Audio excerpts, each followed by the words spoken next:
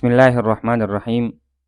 آج ہم اس ویڈیو میں موزوں پر مسح کے بارے میں بات کریں گے کہ آیا موزوں پر مسح کرنا جائز ہے یا نہیں۔ تو متفقہ طور پر جو مسئلہ ہے وہ یہ ہے کہ موزوں پر مسح کرنا جائز ہے۔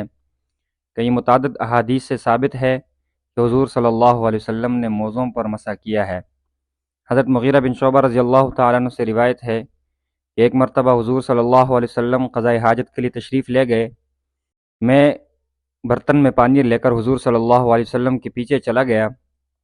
جب حضور صلی اللہ علیہ وسلم قضاء حاجت سے فارغ ہوئے، میں نے پانی پیش کیا تو حضور صلی اللہ علیہ وسلم نے وضو کیا اور موزوں پر مسح کیا۔ اسی طرح ایک اور حدیث ہے، حضرت اسامہ بن زید رضی اللہ تعالیٰ عنہ سے روایت ہے کہ ایک مرتبہ حضور صلی اللہ علیہ وسلم قضاء حاجت کے لیے باہر تشریف لے گئے۔ قضاء حاجت سے فارغ ہو کر جب واپس آئے حضور صلی اللہ علیہ وسلم، تو میں نے حضرت بلال رضی اللہ تعالیٰ عنہ سے پوچھا کہ حضور صلی اللہ علیہ وسلم نے کیا عمل کیا۔ حضرت بلال رضی اللہ تعالیٰ عنہ نے فرمایا کہ حضور صلی اللہ علیہ وسلم نے وضو کیا، اپنے چہرے کو دھویا، اپنے دونوں ہاتھوں کو دھویا اور اپنے سر پر مسح کیا اور موزوں پر مسح کیا، پھر نماز پڑھی۔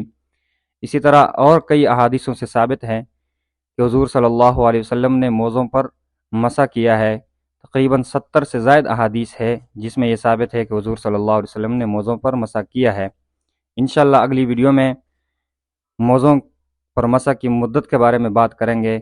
وما علینا الا البلاغ۔